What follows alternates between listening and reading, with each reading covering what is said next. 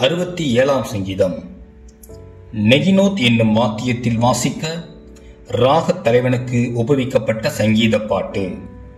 தேவனே, பூமியில் உம்முடைய வழியும் எல்லா ஜாதிகளுக்குள்ளும் உம்முடைய இரட்சணியமும் விளங்கும்படியாய் தேவரீர் எங்களுக்கு இறங்கி எங்களை ஆசீர்வதித்து உம்முடைய முகத்தை எங்கள் மேல் பிரகாசிக்க பண்ணும்.